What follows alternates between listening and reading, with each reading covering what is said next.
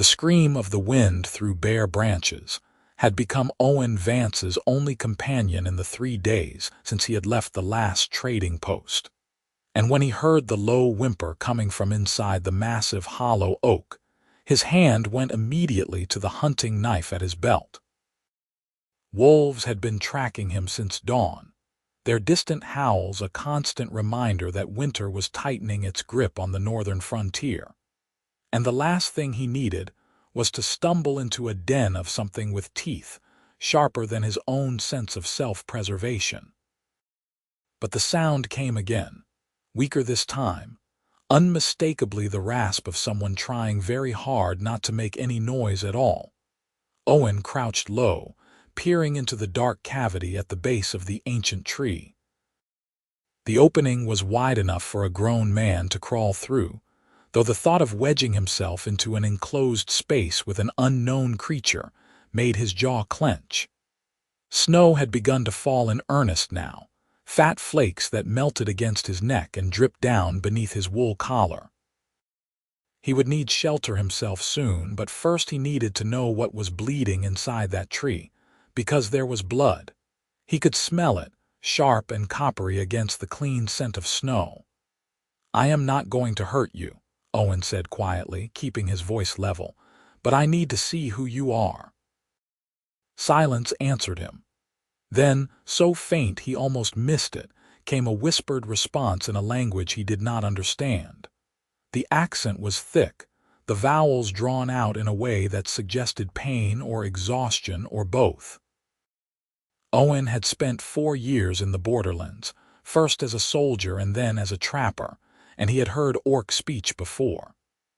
Usually it came with the clash of steel and the thunder of raids, but sometimes, on quiet nights when the moon was dark, he had heard them singing in the hills.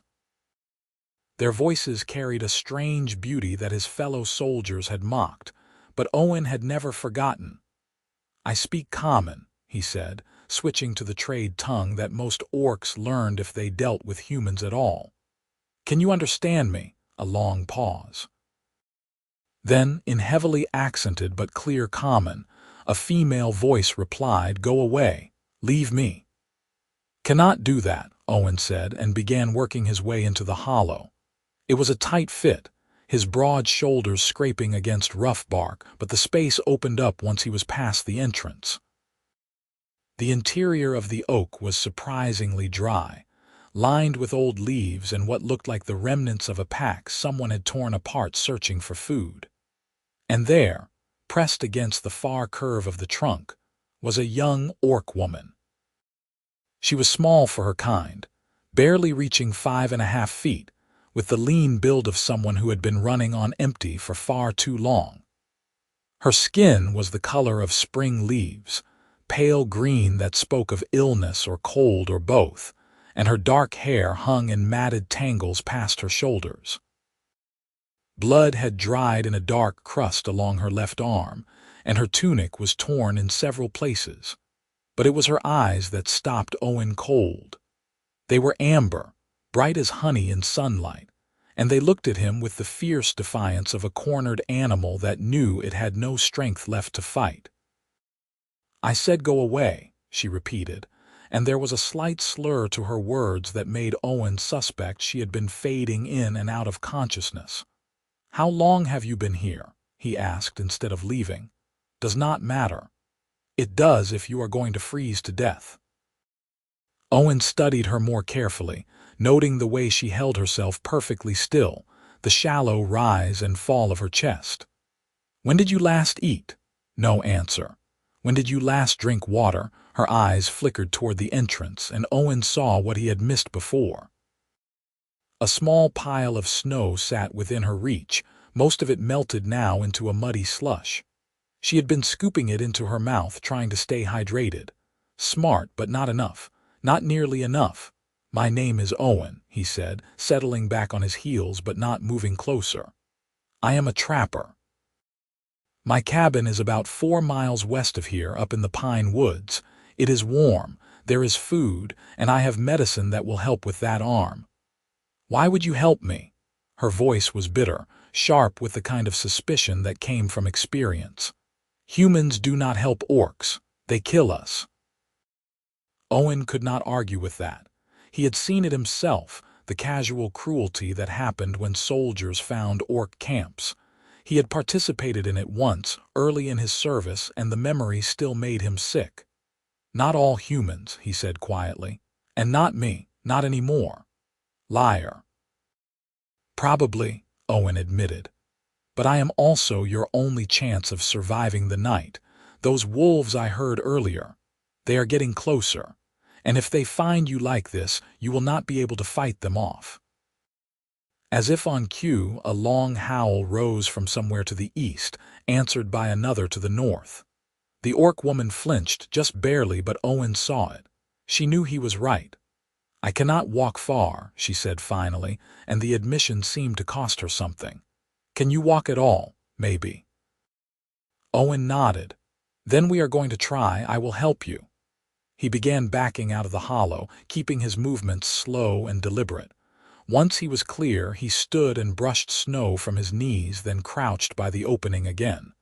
"Come on, let us see what you can manage." It took several long minutes. The orc woman crawled forward with agonizing slowness, biting back sounds of pain when her injured arm scraped against the bark. Owen kept talking to her, his voice low and steady, telling her about the cabin, and how it had a real bed and a fireplace big enough to roast a deer. He described the shelves lined with dried meat and flour and beans, the stack of furs he used for trading, the way the windows looked out over a valley where elk sometimes grazed in the early morning. When she finally emerged into the snow, she collapsed immediately. Owen caught her before she hit the ground, and she was so light in his arms that his chest tightened with anger, not at her, at whatever had driven her to this point. "I have you," he murmured. "You are safe now." She did not respond.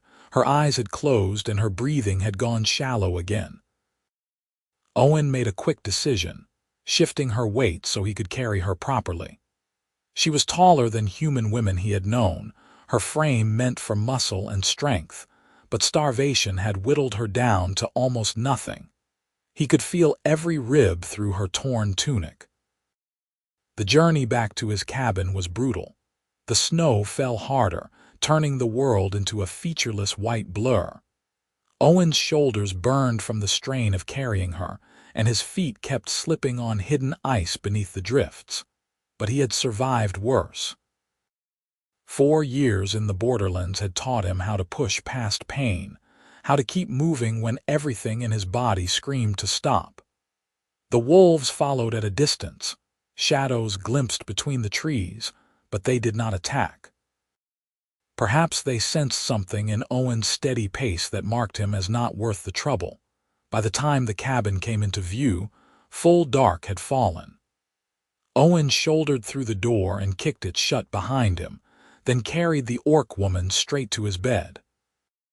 It was the only bed, a simple frame with rope supports and a straw mattress, but it was warm and dry, and that was all that mattered. He laid her down carefully, then hurried to build up the fire. The flames caught quickly, filling the small space with crackling warmth and flickering light. Owen lit 2 oil lamps and brought them close, then began gathering what he needed. Clean water from the covered bucket by the door, bandages torn from an old shirt, a clay jar of salve made from pine resin and herbs, something a healer at the trading post had given him last autumn. And whiskey, because what he was about to do was going to hurt. The orc woman stirred as he sat down beside her, her amber eyes opening to narrow slits. "Where, my cabin? You are safe." Owen showed her the water first. "I need to clean your wounds. This is going to hurt, but I will be as gentle as I can." She watched him for a long moment, then gave a tiny nod. Owen worked as quickly as he could, washing the blood and dirt from her arm to reveal 3 deep gashes that looked like they had come from claws. Bear, maybe, or a mountain cat. They were infected, the edges angry and swollen, and he knew that if he did not treat them properly, she would likely lose the arm.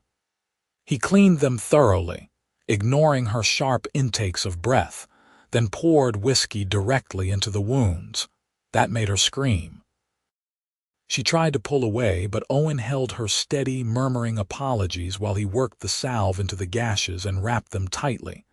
When he was done, he sat back and wiped sweat from his forehead. "Worst part is over," he said. "Now you rest. Why are you doing this?" The question was barely a whisper. "Because you need help." "That is not a reason. Not for a human to help an orc."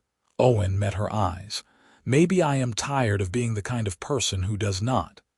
She studied him for a long time, her expression unreadable. Then she closed her eyes and turned her face away. Within moments, she was asleep. Owen stood and moved to the far side of the cabin, suddenly exhausted. He made himself a rough bed on the floor using spare furs, then lay down and stared at the ceiling.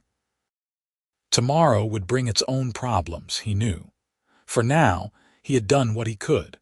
Morning came with weak gray light filtering through the oiled hide that covered his windows. Owen woke to find the fire burned down to coals and the cabin frigid. He built it back up quickly, then checked on his unexpected guest. The orc woman was still asleep, her breathing deeper and more regular than it had been the night before. That was good. Sleep would help her heal. He made porridge from oats and dried berries, sweetening it with a precious spoonful of honey, then sat at his small table to eat. The cabin was not much to look at, just one room with a sleeping area at one end and a cooking area at the other, but he had built it himself, and it kept the weather out. That was enough. The orc woman woke around midday. Owen heard her shift on the bed, then make a small sound of confusion. He looked over to find her sitting up, staring around the cabin with wide eyes. "How do you feel?" he asked. She touched her bandaged arm gingerly. "Like I was mauled by a bear." "Was it a bear, mountain cat? 3 days ago," she paused. "Maybe 4. Time became difficult to track." Owen nodded and stood, ladling some of the porridge into a wooden bowl. He had kept it warm by the fire and it steamed as he carried it over. "Eat this, slowly. Your stomach will not be used to food." She took the bowl with her good hand, staring down at it suspiciously. "Why?" "Because if you eat too fast you will vomit, and that would be a waste of perfectly good oats." "No." "Why are you feeding me? Already told you. You needed help. I am an orc. I noticed. Orcs and humans are not friends. We are not allies. We kill each other." "Not in this cabin," Owen said firmly. "In this cabin, you are a person who was hurt and needed shelter. That is all." She looked at him for a long moment, then carefully lifted the spoon to her mouth. The first taste made her close her eyes, and Owen saw her throat work as she swallowed. When she opened her eyes again, they were bright with unshed tears. "Honey," she said softly. "There is honey in this. Just a little." "I have not tasted honey since I was a child." She ate another spoonful, this time more slowly, savoring it. "My mother used to trade furs for it before the raids started, before everything changed." Owen sat down on the edge of the bed, keeping a respectful distance. "What is your name?" She hesitated, as if even that simple piece of information was dangerous to share. Then, quietly, she said, "Kela." "Kela," Owen repeated, testing the sound of it. "That is a good name. It means stone in my language. My mother said I was stubborn even as a baby, refusing to cry no matter how hungry I was." A faint smile crossed her face there and gone in an instant. She was right. Stubbornness can keep you alive, or get you killed. Kela finished the porridge and set the bowl aside. "Why were you out in the woods, checking my trap lines? I set them before the snow started and I needed to see what I caught. Did you catch anything?" "2 rabbits and a fox." "The rabbits are hanging outside. The fox I let go. Its pelt was not good enough to be worth the skinning." Kela nodded slowly. "You are a trapper, a hunter." "Yes." Then you have killed orcs before, in the war. Owen had known this conversation was coming, but that did not make it any easier. Yes, he said quietly. I was a soldier in the territorial militia, 4 years. I fought in the River Valley campaigns and the hill country raids, and yes, I killed orcs, many of them. Yet you saved me. I did. Why? The question was raw, desperate. How can you kill my people one day and save me the next? How does that make sense in your mind? Owen looked down at his hands. They were scarred from years of rough work, stained with soil and blood and pine sap. It does not, he admitted. It does not make sense. But I left the militia 2 years ago because I could not stomach what we were doing anymore. The raids were not about defense. They were about clearing land, pushing your people farther into the mountains so settlers could move in. We burned camps. We killed warriors and farmers and anyone who got in the way. And I was told it was necessary, that orcs were savages who would kill us all if given the chance. But then one night, we burned a village and I saw a mother trying to shield her children and I realized I was the savage. Not her. Me. The cabin was silent except for the crackle of the fire. Kela stared at him, her amber eyes searching his face. So I left, Owen continued. I took my trapping gear and I walked away, and I have been living out here ever since. Alone. Because I do not want to be part of that world anymore. The world where we kill each other over land and old hatreds and things that do not matter. Your people would call you a coward. Probably. My people would call you an enemy no matter what you claim to believe. I know. Kela leaned back against the wall, wincing as the movement pulled at her injured arm. I was cast out, she said after a moment, from my clan, 3 weeks ago. Owen waited, letting her speak at her own pace. I refused to participate in a raid, she continued, her voice flat. The war chief wanted to attack a human farm, kill the family, take their livestock. He said it was justice for what your people had done to us. But I knew the family. I had watched them from the hills. They had 3 small children, and the father was kind to his animals and the mother sang while she worked in the garden. They were not soldiers. They were not the ones who burned our villages, and I said no. That must have taken courage. It took stupidity, Kela said bitterly. The war chief called me a traitor. He said I had a human heart, that I was not fit to be part of the clan. So they cast me out.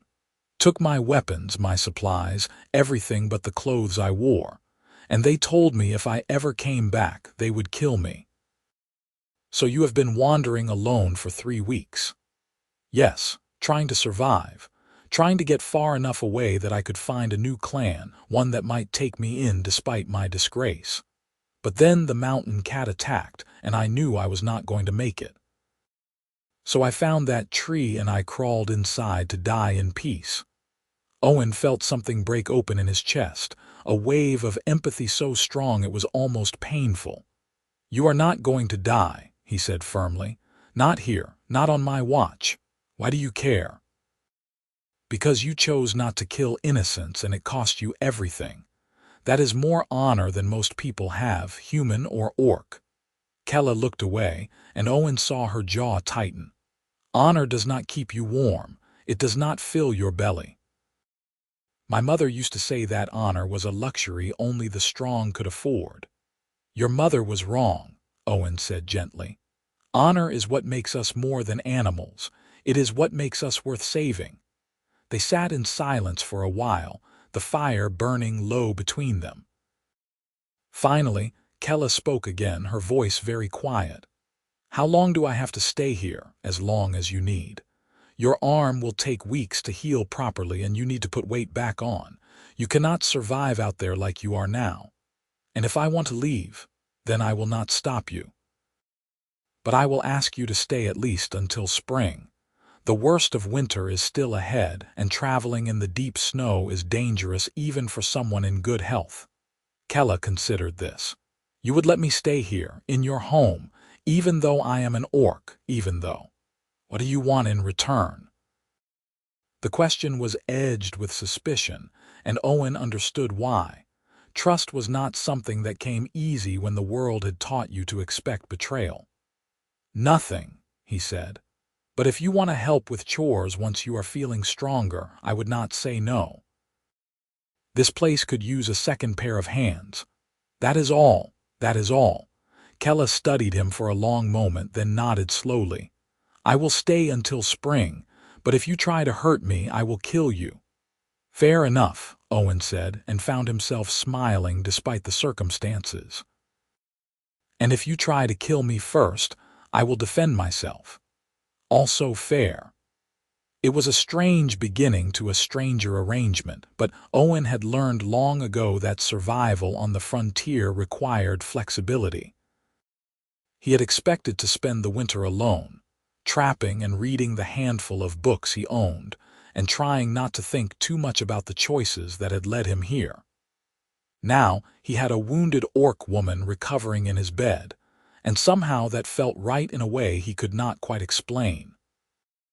The days fell into a rhythm. Owen hunted and checked his trap lines, bringing back rabbits and grouse and once, a young deer that had broken its leg in a ravine. Kela stayed in bed the first week, sleeping most of the time while her body fought off the infection in her arm. Owen changed her bandages twice a day, cleaning the wounds and applying fresh salve. The swelling slowly went down, and the angry red color faded to a healthier pink. By the second week, Kela was strong enough to sit up for longer periods.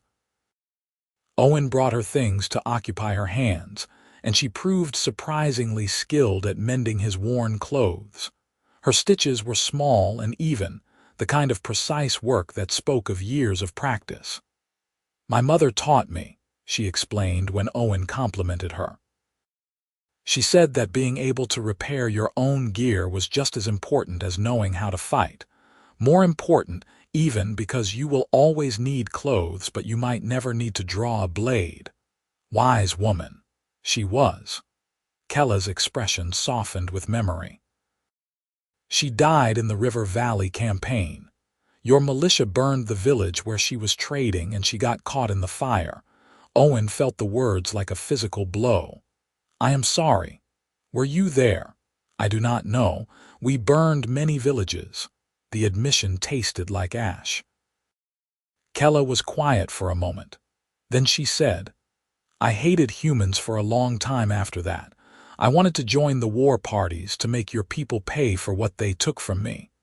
But my mother's last words to me were to choose life over vengeance. She said that hate would poison me from the inside, turn me into something she would not recognize. So I tried to find another way, and it got me cast out. I think your mother would be proud of you. Maybe." Kela bent her head over the shirt she was mending. "Or maybe she would think I was a fool. Both can be true." That earned him a startled laugh, short and surprised. It was the first time Owen had heard her laugh, and the sound warmed something in him that had been cold for a very long time. By the third week, Kela was well enough to walk around the cabin. She moved carefully, favoring her injured arm, but her strength was clearly returning.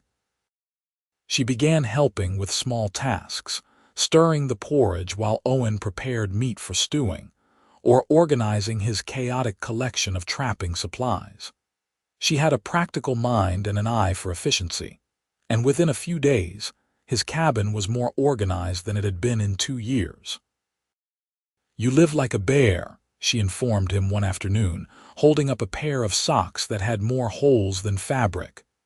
"How have you survived this long?" "Stubbornness," Owen replied, echoing her earlier words. Kela snorted. "Clearly." They began to talk more as the days passed. Kela told him about growing up in the mountain clans, about the way orcs lived in tight-knit communities where everyone had a role and children were raised by the whole village. She described the songs they sang during harvest, the stories they told around winter fires, the intricate tattoos that marked important milestones in life.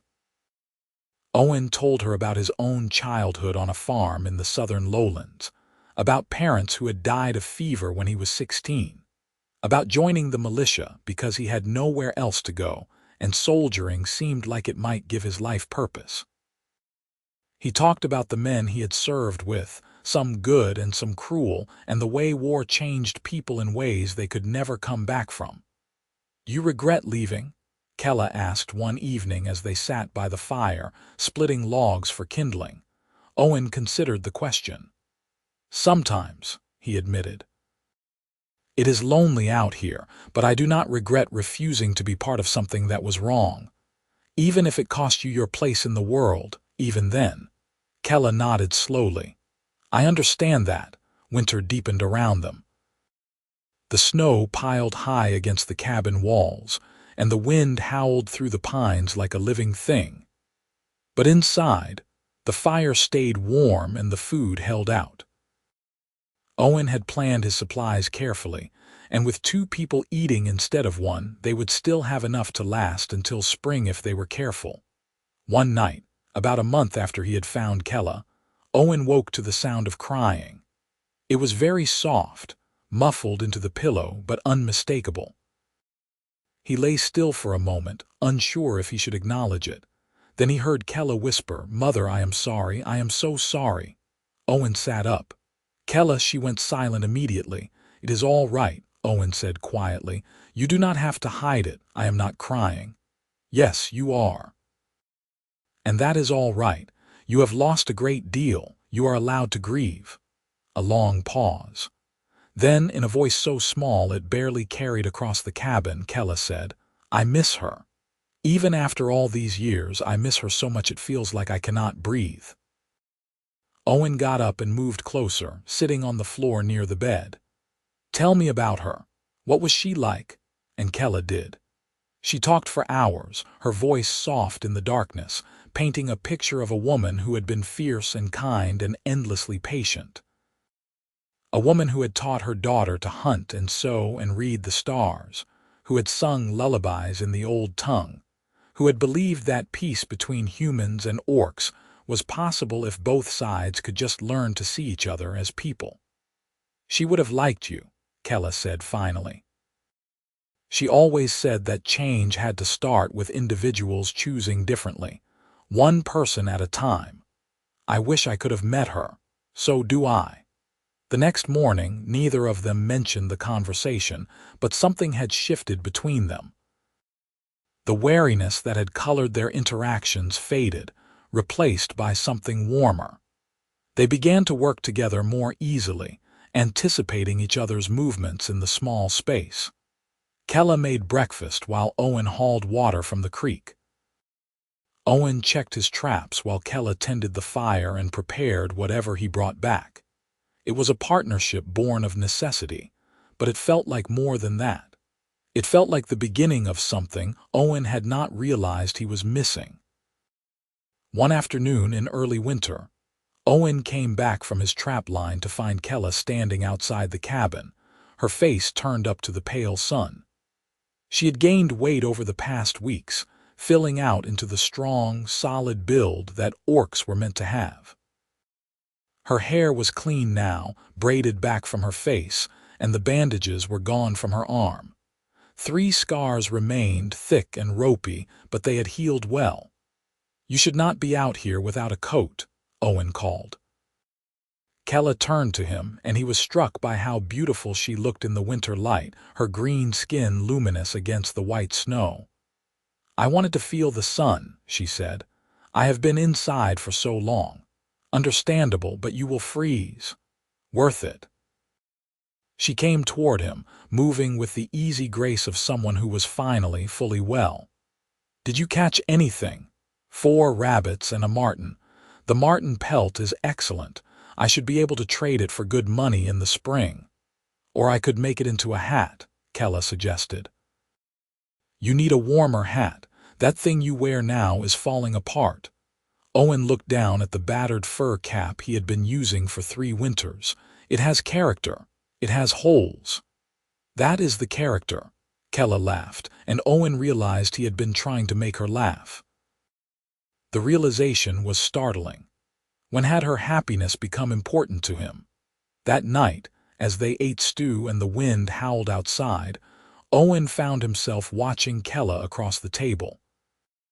She was talking about something she had read in one of his books, a collection of old folk tales, and her amber eyes were bright with enthusiasm. She used her hands when she talked, gesturing to emphasize her points, and there was an animation in her face that had been completely absent when he first found her. She was beautiful. That was the thought that kept circling through Owen's mind. Not just attractive, but genuinely, breathtakingly beautiful. And it was not just her face, though her features were striking with their strong lines and the way her small tusks caught the firelight. It was the way she moved, the way she thought, the way she saw the world with clear-eyed practicality tempered by unexpected moments of gentle humor. Owen realized he was staring and quickly looked away, heat rising to his face. This was dangerous territory. Kela was staying with him out of necessity, because winter made it impossible for her to survive alone. Come spring, she would leave, and he would go back to his solitary life. Getting attached was foolish, but knowing something was foolish had never stopped Owen from doing it before. The winter solstice came and went. Owen marked it by making a special meal, roasting a grouse and making biscuits with the last of his precious butter. Kela contributed by making a sweet pudding from dried berries and honey, and they ate until they were pleasantly full. In my clan, we would have a bonfire on the longest night, Kela said as they sat by the fire afterward. Everyone would gather and we would tell stories about the sun's return, about the first people who learned to keep fire alive through the dark months. And then we would dance until dawn, celebrating the fact that we had survived another year. Do you miss it? The clan? Sometimes. But mostly I miss what it used to be before the war changed everything, before hate became more important than community. She drew her knees up, wrapping her arms around them. I do not think I can ever go back to that world, even if they would take me, which they would not. What will you do? In the spring? Kela was quiet for a long time. Then she said, I do not know. Try to find a place where I can exist without being hunted or cast out. Maybe that is impossible. Maybe there is no place for someone like me, someone who is orc but does not hate humans, who was rejected by her own people for refusing to kill. You could stay here, Owen said before he could stop himself. Kela turned to look at him, surprise clear on her face. What? You could stay here, with me? Help me run the trap lines, trade in the spring markets. It is not an exciting life, but it is peaceful, and you would be safe. Owen, I cannot ask you to do that. You are not asking, I am offering. Owen leaned forward, his heart pounding. These past weeks, having you here, it has been good, better than good. I like having someone to talk to, someone to share the work with, and I think maybe you like it too. I do, Kela admitted, but people will not understand. A human man and an orc woman living together, they will assume things, they will say things. Let them. I stopped caring what people think a long time ago. Your people could drive you out, or worse. This is frontier land. Out here, people are too busy surviving to worry much about who is living with who, and the trading posts do not care as long as your furs are good and your money is real. Kela shook her head slowly. It is a kind offer, but I do not think you have thought it through. What happens if you meet a human woman you want to marry? What happens if I meet an orc who is willing to accept me despite my past? This arrangement cannot be permanent. Why not? The question hung in the air between them. Kela stared at him, and Owen saw the exact moment when understanding dawned in her eyes. Owen, she said carefully, are you saying what I think you are saying? Owen took a deep breath. He had not planned to have this conversation, had not intended to lay his feelings bare like this. But the words were already forming and he could not stop them. I am saying that over these past weeks I have come to care about you a great deal, and I think maybe if you are honest with yourself, you feel the same way. Kela stood abruptly, moving to the far side of the cabin. You cannot mean that, I do. Owen, I am an orc. You are human. We are not meant to be together, says who? Says everyone. Says your people and my people and the whole God's damned world. I do not care what the world says, Owen said, standing as well. I care what we say. And I am saying that I have never felt this way about anyone before. You are brave and smart and funny and strong, and being with you makes me happier than I have been in years. Maybe ever. You do not know me, Kela said desperately. You do not know what I am capable of. I have killed Owen. I have fought in battles and I have taken lives. I am not some gentle thing that needs protecting. I know that, and I do not want to protect you. I want to stand beside you as an equal, as a partner. Owen moved closer, stopping a few feet away. I am not asking you to be anything other than what you are. I am just asking you to consider staying, not out of necessity, but because you want to. Kela's hands were shaking. This is insane, probably. It will never work. Maybe not, but maybe it will. Owen. His name was a plea, a question, a protest all at once. I am not asking for an answer right now, Owen said gently. Think about it. We still have months before spring. There is no rush. Kela closed her eyes, and when she opened them again, they were bright with unshed tears. Why do you have to be kind? Why could you not just be like every other human, making this easier? I am sorry. Do not apologize for being decent. That is not a thing to apologize for. She wrapped her arms around herself. I need time to think, to understand what this means. Take all the time you need. They did not speak of it again for several days. The cabin felt charged with unspoken tension, but it was not an uncomfortable tension. It was the feeling of something building, something neither of them quite knew how to name. They continued their routines, working side by side, but now there was an awareness between them that had not existed before. Owen caught himself watching Kela more often, noticing small things. The way she hummed while she cooked. The precise, economical movements she used when skinning rabbits. The way her face softened when she thought no one was looking, her guard dropping to reveal vulnerability beneath. He also noticed the way she watched him sometimes, her amber eyes thoughtful and considering. One evening, about a week after Owen's confession, they were sitting by the fire when Kela suddenly spoke. Tell me about your parents. Owen looked up from the leather strap he was mending. Why? Because you never talk about them. You mentioned they died, but nothing else. I told you about my mother, it seems fair. Owen set aside his work. There is not much to tell. They were farmers, good people. They worked hard and they loved me, and they died when a fever swept through our region. I was 16. Old enough to survive on my own, but not old enough to really know how. That must have been difficult. It was. I spent a year trying to keep the farm going by myself, but I was not cut out for it. The crops failed, the animals got sick, and eventually I had to sell everything just to pay the debts. That is when I joined the militia. It seemed like a better option than starving. Do you regret it, joining the militia? Owen considered. No. If I had not joined, I would never have learned the skills that let me survive out here. I would never have understood what war really costs, and I would never have found you. Kela was quiet for a moment. Then she said, My father died when I was young, a hunting accident. I do not remember him well, just impressions. Big hands, a deep voice, the way he used to lift me onto his shoulders so I could see over the crowd during festivals. My mother never remarried. She said she had loved once truly and completely, and that was enough for a lifetime. She sounds like a romantic. She was. She used to tell me stories about the old days before the wars when orcs and humans traded freely and there were even a few mixed marriages. She said that love did not care about the color of your skin or the shape of your ears. It just was. I think she was right.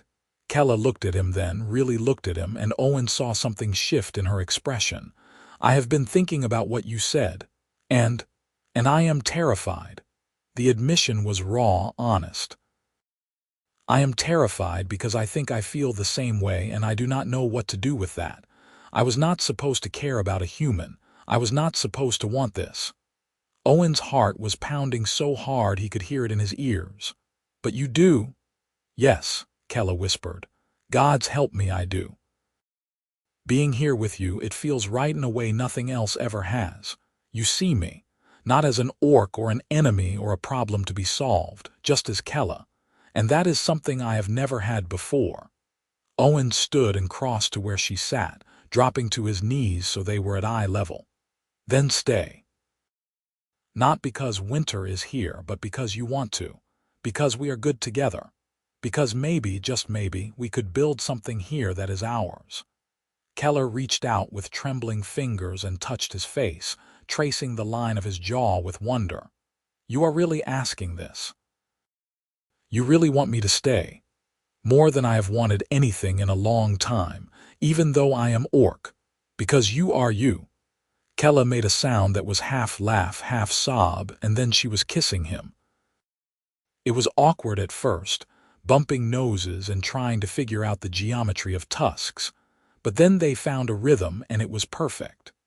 Her lips were warm and soft and she tasted like honey, and Owen felt like he was falling and flying at the same time. When they finally pulled apart, both breathing hard, Keller rested her forehead against his. I cannot believe we are doing this. We do not have to if you do not want to. Oh, I want to. That is the problem, she laughed shakily. I want this so much it scares me. Me too. They stayed like that for a long time, holding each other in the firelight while the wind howled outside. Eventually, they moved to the bed, lying side by side and talking in soft voices until sleep claimed them. It was the first time they had shared the bed, and it felt momentous, like they were crossing a threshold they could never uncross. The next morning, Owen woke to find Kela already up, standing at the window and looking out at the snow-covered valley.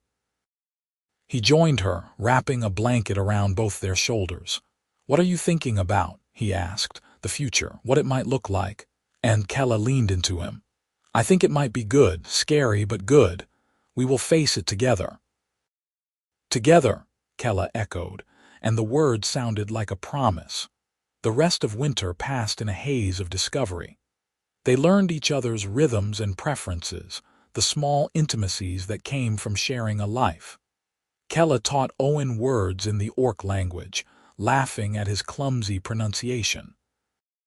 Owen taught Kela how to play the penny whistle he kept in his pack, and though her first attempts were more noise than music, she improved quickly.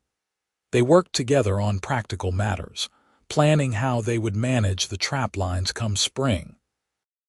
Kela had a good eye for reading animal signs, and she suggested several new locations that Owen had not considered.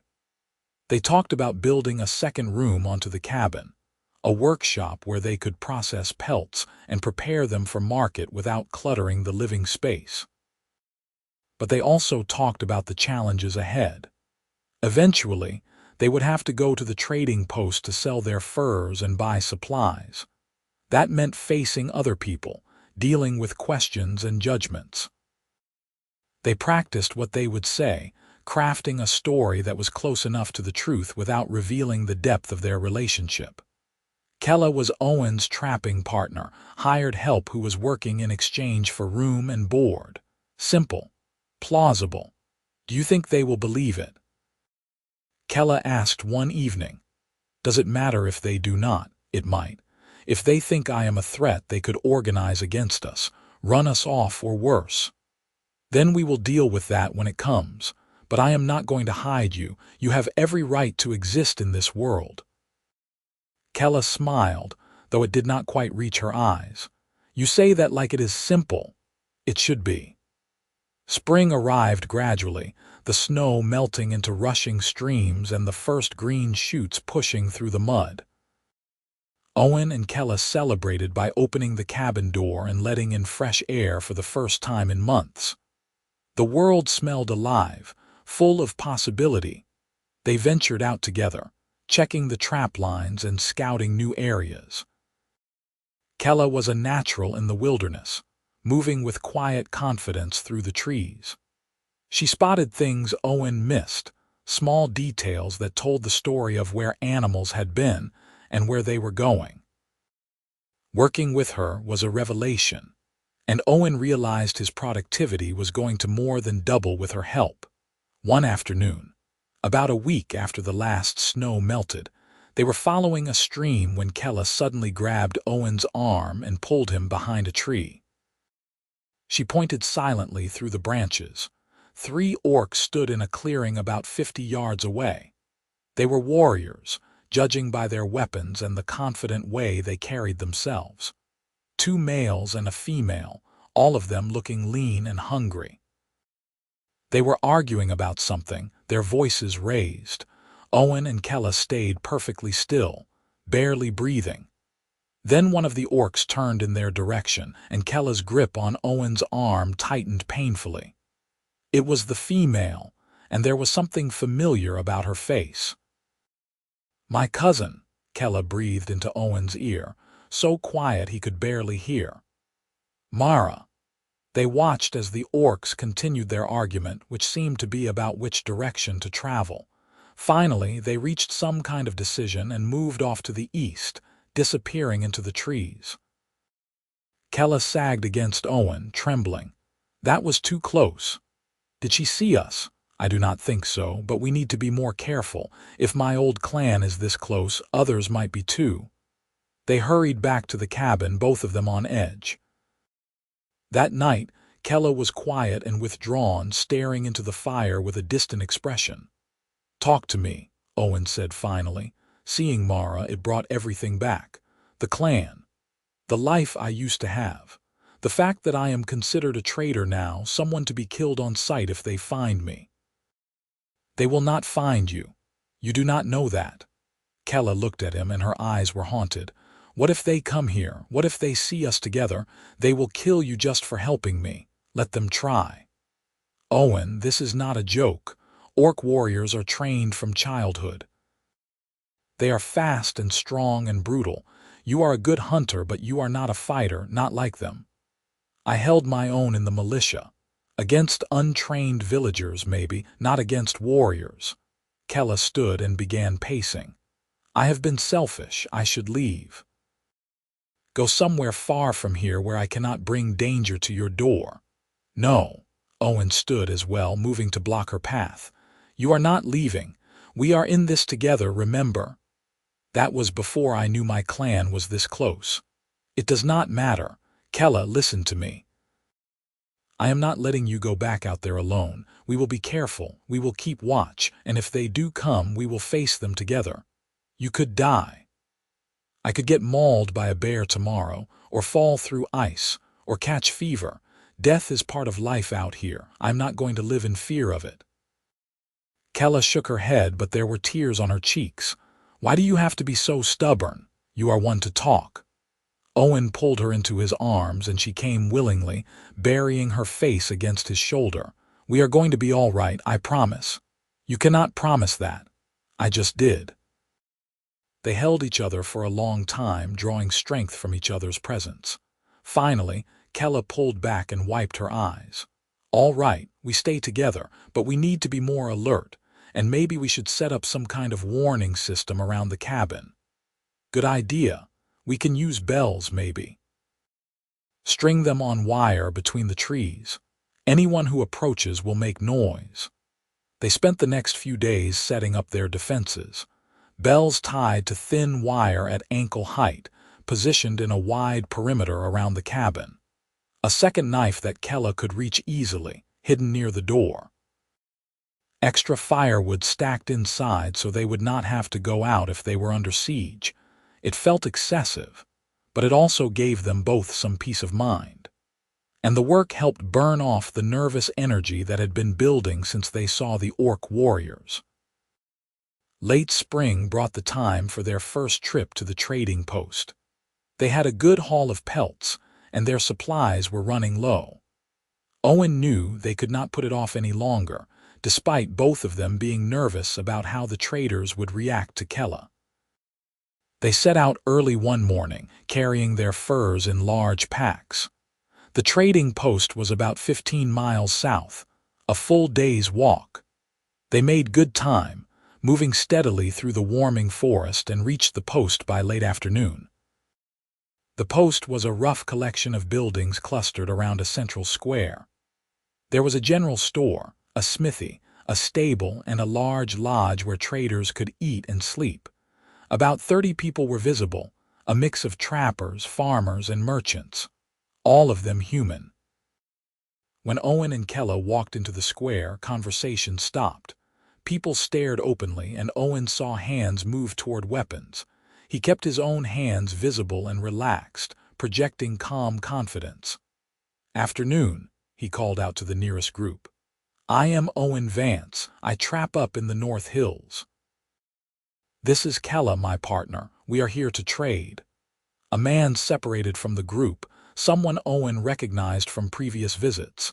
His name was Jed, and he ran the general store. "Your partner," he said, his tone making it clear what he thought of that. "That is right. She is a skilled trapper and a hard worker. We have good pelts to trade." Jed looked Kela up and down, his expression skeptical. "We do not usually trade with orcs. You trade with anyone who has good furs and honest dealing," Owen said evenly. "Unless things have changed." There was a tense moment. Then Jed shrugged. "Long as your furs are quality and you do not cause trouble, I guess your money is as good as anyone's. Let me see what you have got." The transaction was tense but professional. Jed examined their pelts with a critical eye, testing the leather and checking for damage. Finally, he named a price that was fair, maybe even slightly generous. Owen suspected he was trying to get them in and out quickly to avoid trouble. They bought supplies, flour and salt and coffee and ammunition, along with a few luxuries like sugar and tobacco. Kela also bought a length of blue cloth that caught her eye, something that made Owen smile because it was such a normal human thing to want. As they were leaving, a woman approached them. She was older, maybe in her 50s, with gray hair and sharp eyes. "You two are brave," she said without preamble, "or stupid," Owen replied. The woman laughed. "Maybe both.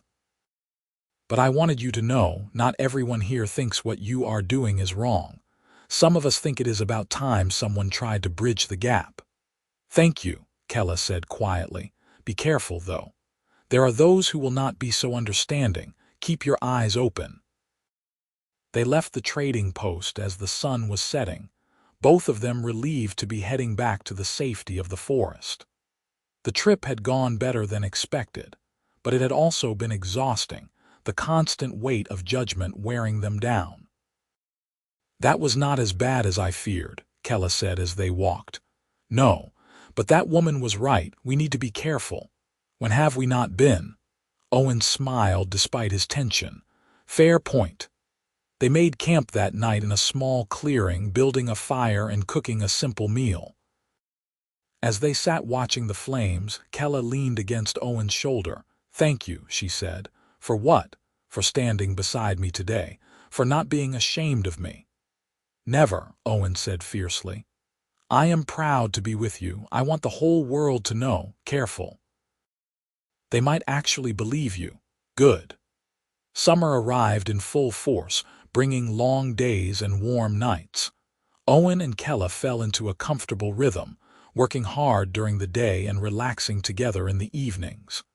They expanded the cabin, adding a small workshop exactly as they had planned. Kela proved to have a good hand with carpentry, and the structure they built was solid and well made. They also started a garden, planting vegetables and herbs in the cleared space behind the cabin. It was Kela's idea, and she threw herself into it with enthusiasm.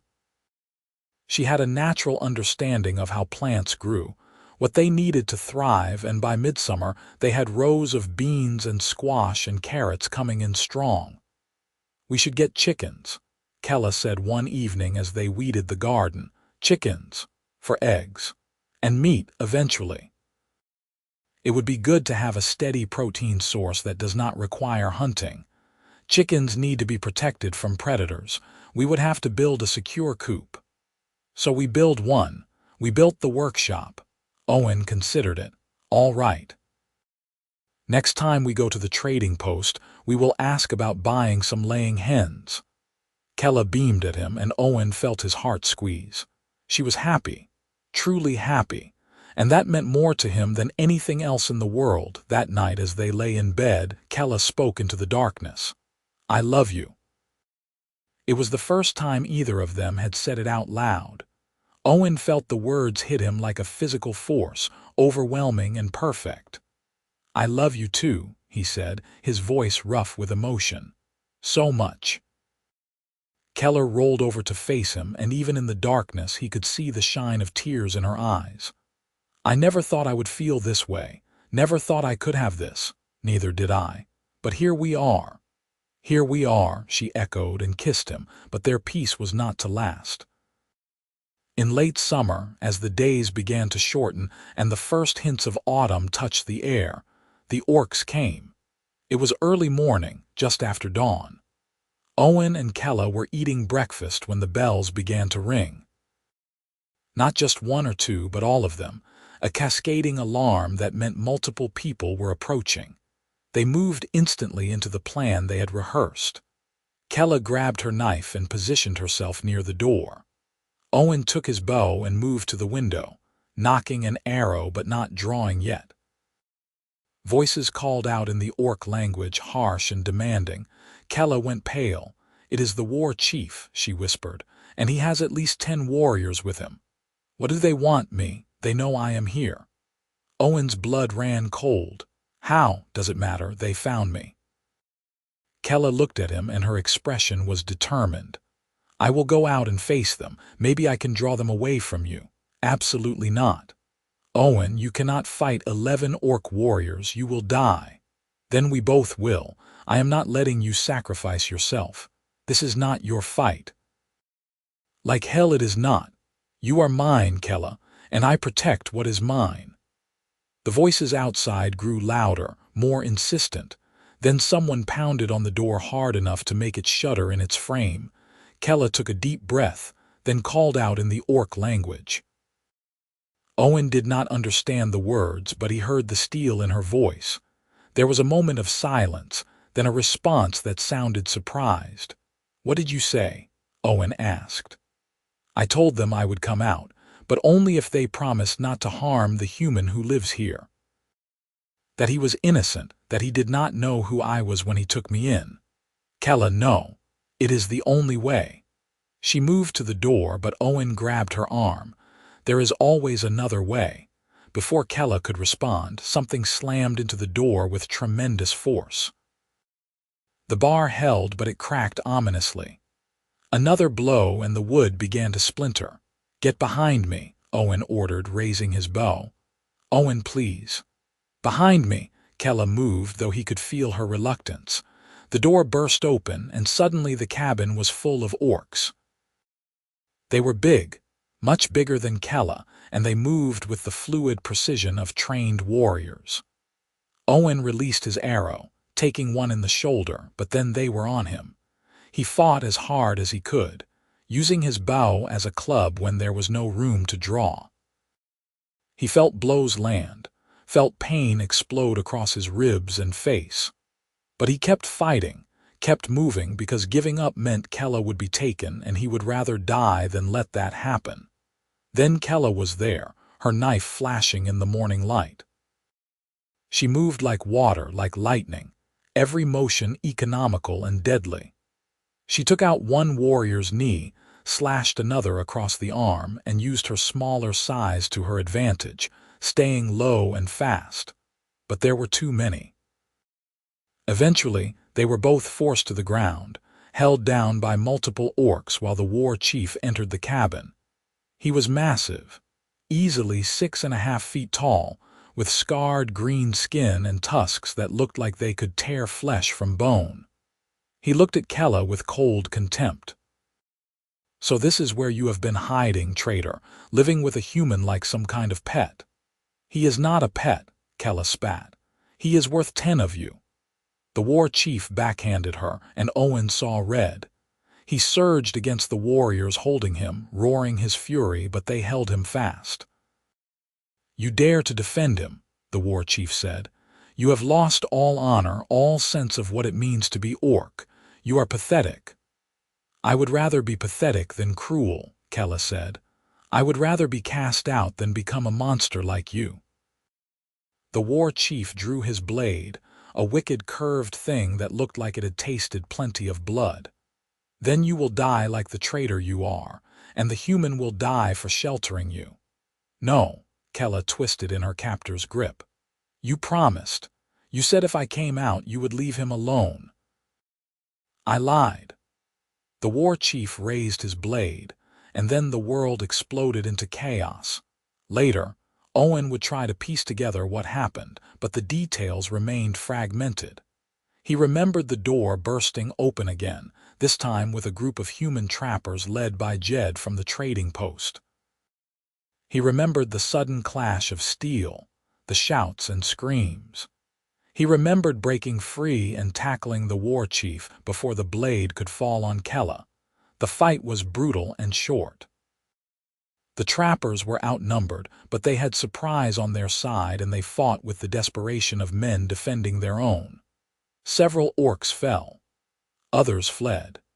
And the war chief, faced with losing his entire raiding party, made a tactical retreat, dragging his wounded with him.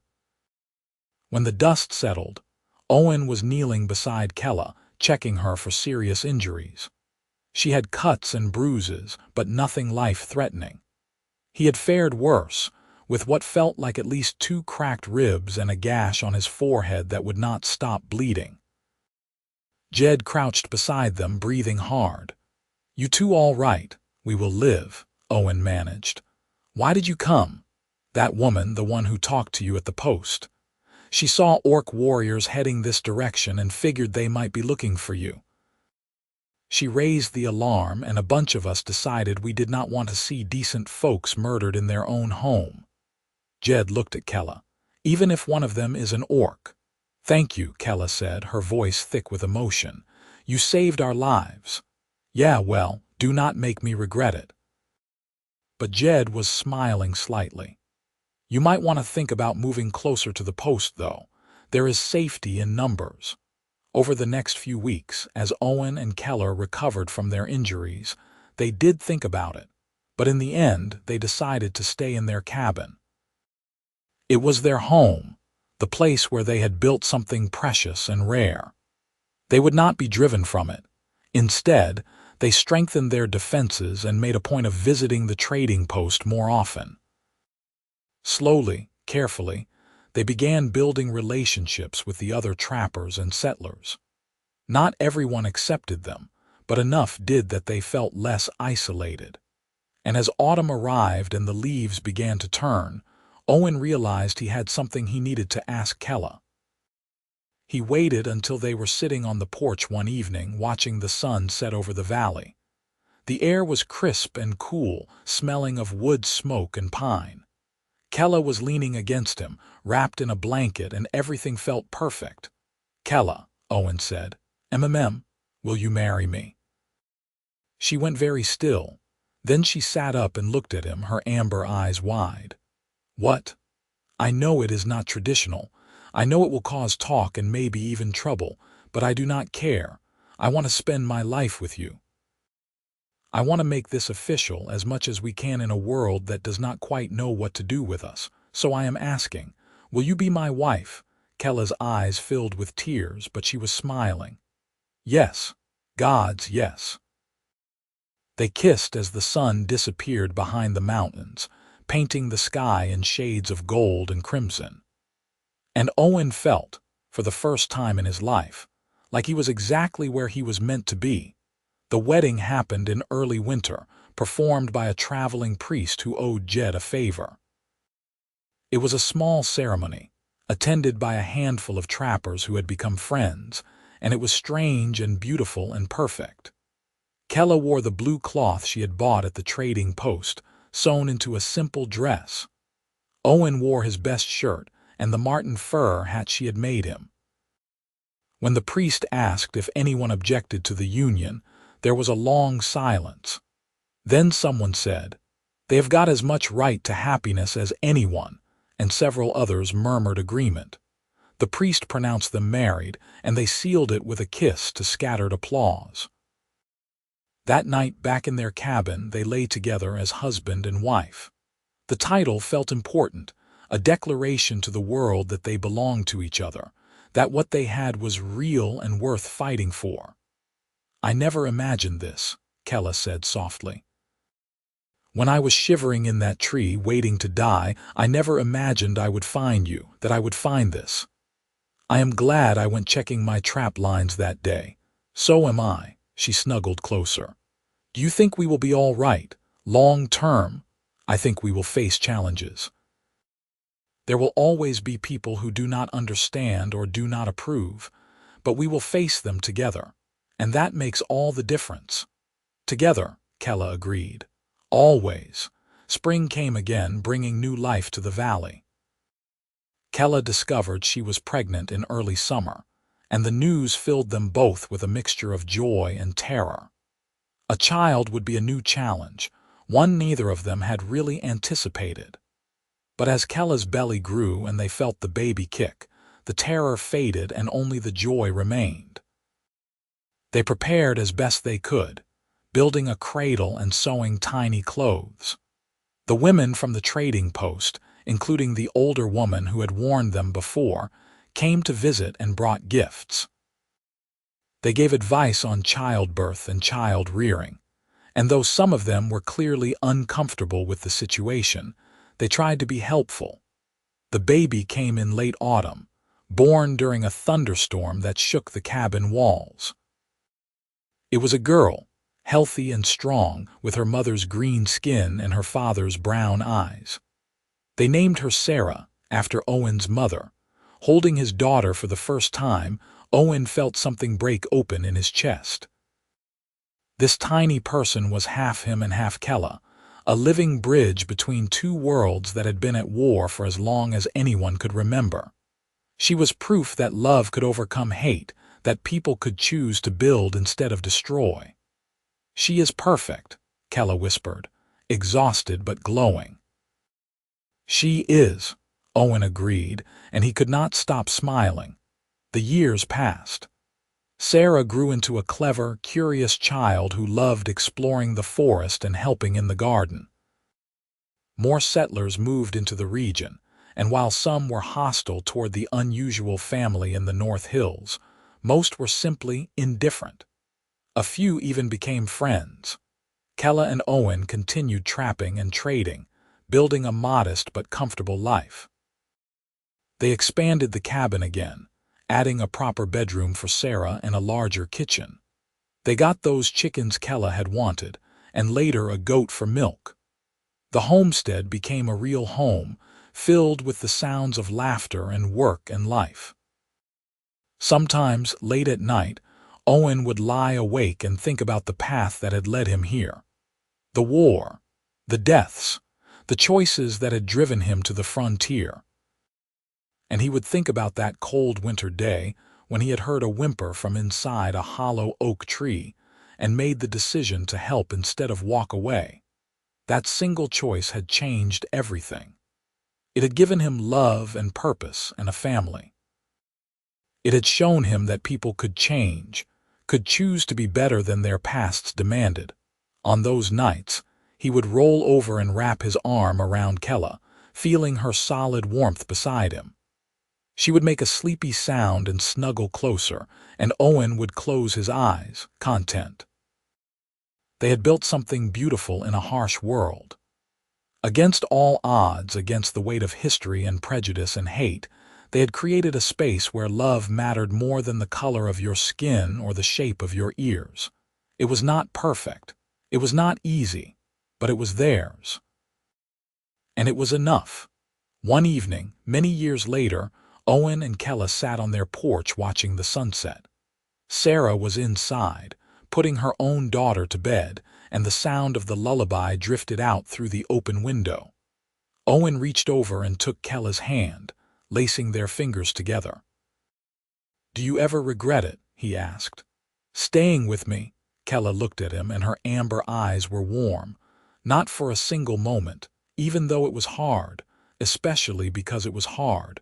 The best things in life always are." She squeezed his hand. "You saved my life that day, Owen. Not just by pulling me out of that tree, but by seeing me as a person worth saving. You gave me a future I never dreamed possible." "You gave me the same thing," Owen said. "You taught me what it means to be brave, to stand up for what is right even when the whole world says it is wrong." "We taught each other, I think." "Yeah, we did." They sat in comfortable silence as the sky darkened and the first stars appeared. The valley below was dotted with lights now, homesteads and farms and small communities that had grown over the years. Some of those lights belonged to other mixed families, couples who had followed the path that Owen and Kela had blazed. It was not common, but it was not unheard of anymore either. "We did good," Kela said softly. "We did," Owen agreed. "We did real good." And as the night settled around them, filled with the sounds of family and home and peace, Owen Vance knew that he was the luckiest man alive. He had found his purpose in the most unlikely of places, in the desperate eyes of an orc girl who had been too weak to run anymore. And together, they had built a life that proved love was stronger than hate, kindness more powerful than cruelty, and hope worth more than any amount of gold. The wind whispered through the pines, carrying the scent of coming snow. Winter was approaching again, as it always did. But Owen was not afraid. Whatever storms came, they would face them as they had faced everything else. Together, always together, and that was all that mattered.